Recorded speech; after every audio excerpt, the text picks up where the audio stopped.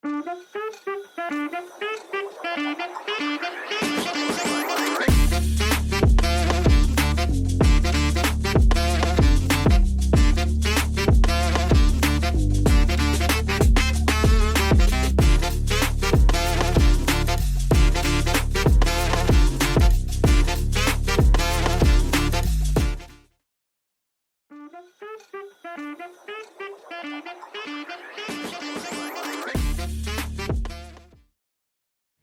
Sobat PTN Bandar Lampung, balik lagi dengan kami, saya Putri Sia, Saya Kanza di podcast KGB, kita getarkan bersama. Kali ini kita akan berbincang mengenai mediasi yang akan dinarasumber oleh Bapak Dr. Haji Bambang Supriyastoto, Sarjana Hukum Magister Hukum, Wakil Ketua Pengadilan Tinggi Agama Bandar Lampung, yang akan dipandu oleh host kita, Bu Dini. Assalamualaikum warahmatullahi wabarakatuh. Waalaikumsalam warahmatullahi wabarakatuh. Para pemirsa pencinta podcast PTA Bandar Lampung dimanapun berada, Bismillahirrahmanirrahim. Kali ini kita akan ngobrol banyak tentang mediasi bersama narasumber kita, Bapak Wakil Ketua Pengadilan Tinggi Agama Bandar Lampung. Selamat datang Bapak, terima kasih atas waktunya. Sehat Bapak? Alhamdulillah sehat. Oke. Baik, kita langsung saja nih ya Pak ya, mau berbincang-bincang masalah mediasi dari berbagai sisi. Yang pertama Pak, apa sih sebenarnya pengertian mediasi itu? Ya, baik. Jadi mediasi itu adalah suatu cara penyelesaian sengketa dengan melalui proses perundingan untuk memperoleh kesepakatan para pihak dibantu dengan mediator. Oh, jadi penyelesaian dibantu dengan mediator. Nah, akhirnya saya sebagai orang awam bertanya-tanya, kalau penyelesaian perkaranya melalui mediator, nanti posisi pengadilannya di mana? Nah, terus mengapa sih mediasi itu dianggap menjadi sebuah langkah yang penting dalam penyelesaian sengketa? Iya. Jadi penyelesaian sengketa itu tidak hanya di pengadilan saja, di luar pengadilan pun bisa diselesaikan. Apalagi dengan mediasi itu adalah upaya untuk menyelesaikan sengketa secara damai. Tadi sudah disebutkan bahwa prosesnya itu melalui proses perundingan, sehingga memperoleh kesepakatan bersama antara para pihak itu. Kita tahu bahwa mediasi atau proses perdamaian itu apabila terlaksana, terwujud, itu sangat baik sekali. Di dalam agama pun masalah perdamaian itu adalah sangat penting. Asulhu khair, perdamaian itu penting dalam agama gitu. Dan ini tidak hanya di dalam persidangan, tapi di luar persidangan pun bisa diproses sengketa itu melalui perundingan tadi, melalui mediasi. Nah, bahkan sekarang bukan hanya masalah perdata saja, masalah mediasi. Di pidana pun sekarang ada upaya untuk itu dengan istilah restoratif justice. Itu sebenarnya intinya adalah perdamaian di dalam hukum pidana, perkara pidana. Di dalam pidana Islam, jinayat itu sudah sejak lama sampai sekarang diterapkan itu. Sebagai contoh, namanya di negara-negara Islam yang memperlakukan jinayat. Itu ada contohnya, mamanya A membunuh B. Kemudian disidang dan lain sebagainya, terbukti bahwa A bersalah dan dijatuhi hukuman sekian. Tapi adanya proses mediasi tadi, restorasi justice, dia akhirnya keluarganya memaafkan dengan kesepakatan untuk membayar diat atau membayar denda yang disepakati. Nah, setelah dibayar denda yang disepakati ini, maka tadi sudah bebas dari hukumannya. Nah, inilah mediasi di bidang hukum pidana yang sudah diterapkan di dalam Islam. Jadi sangat penting mediasi itu untuk dilakukan baik di perdata, pidana maupun di luar pengadilan. Ya. Jadi bisa juga mediasi itu slogannya damai itu indah gitu ya, Ya, Pak ya. bisa Jadi juga. intinya mediasi itu berarti tidak lagi mencari salah atau benar, tapi yang penting kesepakatan antara Nah, kedua belah pihak itu gitu ya dia, Pak ya. betul. Oke, baik. Selanjutnya, sebenarnya apa ya, dasar hukum atau legal standing dari mediasi itu sendiri kalau di pengadilan itu apa Pak? Ya, jadi mediasi tadi ada di luar pengadilan, ada di pengadilan. Kalau untuk di pengadilan, selama ini mediasi dikenal dalam hukum perdata. Nah, ini ada Perma nomor 1 tahun 2016 menjadi dasar hukum untuk adanya mediasi. Dan semua yang masuk di pengadilan, terutama masalah perdata, itu bahkan wajib untuk dimediasi, wajib untuk didamaikan dulu, wajib untuk di mediatori untuk supaya damai. Kalau sudah diupayakan itu tapi tidak damai, itu lain masalah. Tapi wajib dulu untuk usaha damai untuk mediasi itu. Itu dalam Perma nomor 1 tahun 2016, juga ada di dalam HIR pasal 130, juga di RBG pasal 154. Itu ada dasar hukumnya atau ada payung hukumnya yang melaksanakan mediasi di pengadilan. Berarti ketika untuk perkara perdata di pengadilan, mediasi itu menjadi step wajib yang harus dilalui dulu gitu. Betul, ya Pak ya. Dengan adanya perma itu kita diwajibkan untuk dilalui. Bahkan kalau tidak dilalui mediasi itu bisa putusannya batal demi hukum. Jadi bukan main-main ya. Iya. Kita tidak melakukan mediasi, tidak ada langkah. Jadi semuanya untuk perdata ada langkah mediasi dulu gitu ya Pak ya. Betul. Kemudian perkara apa saja yang dimediasi? Terus di pengadilannya itu kan ada macam-macam nih Pak pengadilan. Nah, yang perkara yang dimediasi dan itu di pengadilan mana dimediasi? Jadi semua perkara, khususnya perkara perdata, itu bisa dimediasi. Baik itu perkara masalah ini, perkara yang masuk di pengadilan itu wajib dimediasi dan bisa dimediasi. Bahkan perkara putusan first take dengan adanya first jet itu bisa juga. Partai first jet juga bisa. Jadi dengan pihak ketiga juga bisa. Bahkan yang sudah mempunyai putusan hukum tetap dimediasi pun bisa. Jadi banyak perkara-perkara itu yang bisa dimediasi. Dan pengadilan mana? Bisa di pengadilan umum, bisa di pengadilan agama. Semuanya tempatnya bisa untuk ini. Prosedur mediasi itu terletak di situ. Atau mungkin di peradilan lain yang memang itu.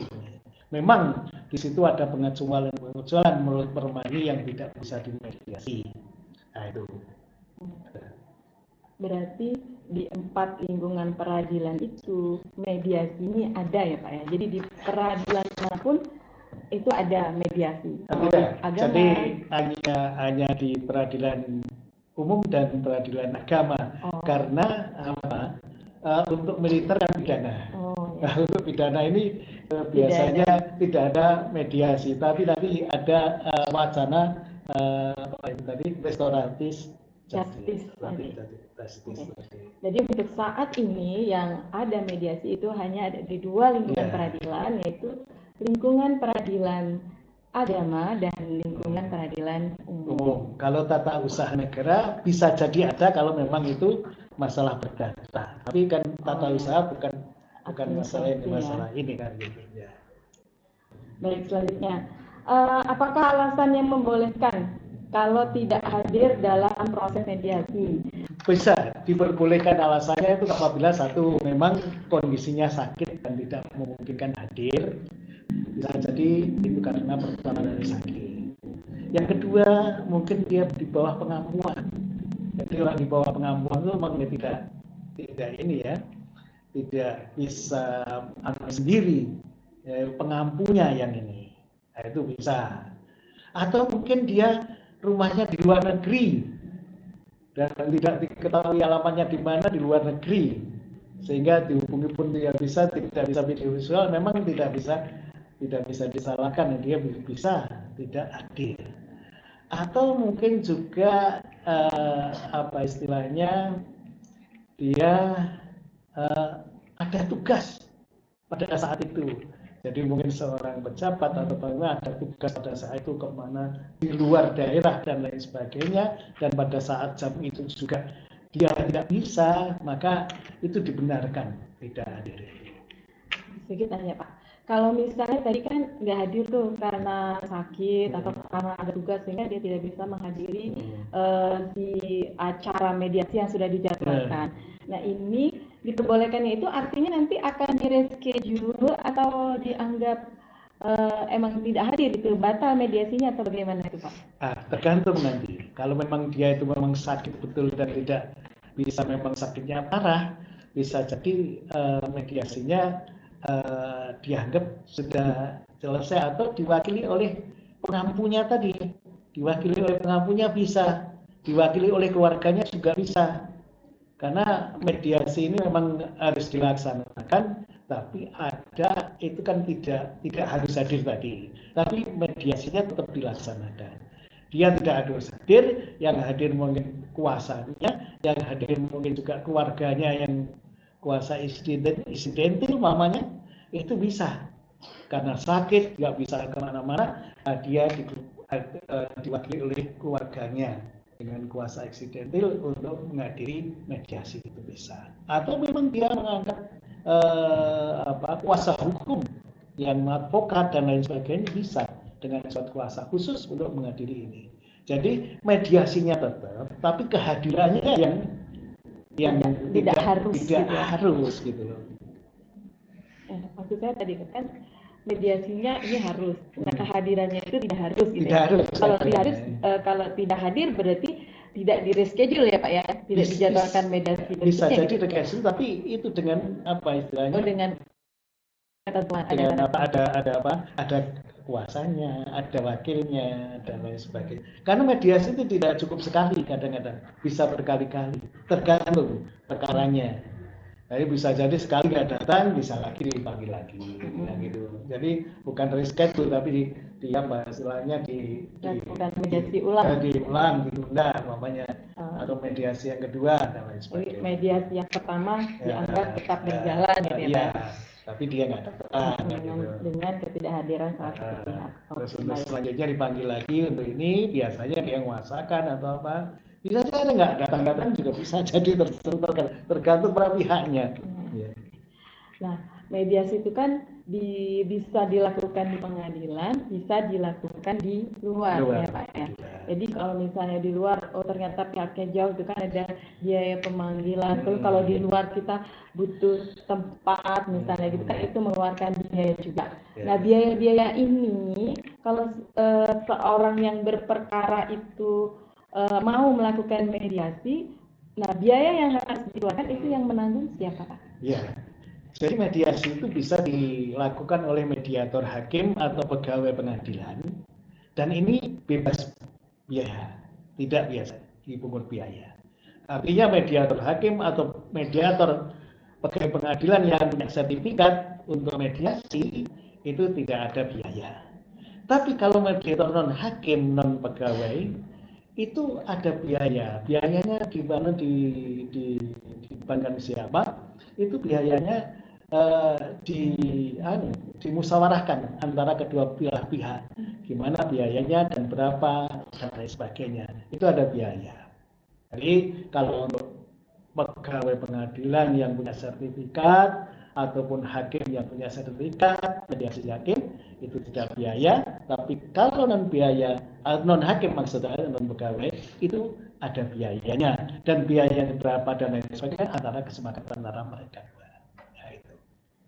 Berarti biaya mediasi itu ditanggung bersama atau yang sesuai kesepakatan para pihak ya Pak ya. Jadi itu nanti ada bahwa kalau bisa damai dengan mediasi itu, yang dimediasi oleh non hakim tadi, itu bisa ditanggung bersama. Tapi kalau tidak ada kesepakatan, tidak ada mediasi, tidak berhasil, biayanya dibebankan kepada siapa? Kepada yang kalah. Kecuali dalam perkara perceraian di peradilan agama. Nah itu. Oh berarti yang kalah justru menanggung Iya, biaya mediasi. mediasi. Kalau misalnya dia menggunakan mediator dari luar, gitu Iya, ya, Pak? dan itu tidak ada kesepakatan. Artinya mediasinya tidak berhasil. Kecuali masalah perceraian di pengadilan agama ya. Nah, ini tidak ditanggung pada yang kalah. Nah, tadi kan untuk mediasi itu tempat tidak harus di pengadilan ya, Nah, Pak ya? iya, Betul betul. begitu ya, Pak ya? Nah, ini ada ketentuannya nggak? Tempatnya itu harus yang seperti apa gitu lokasinya, Pak? Jadi tempatnya itu begini. Kalau itu mediatornya hakim atau pegawai pengadilan yang bersertifikat, itu tidak boleh di luar. Harus di pengadilan itu ada ruangan untuk mediasi, ya kan?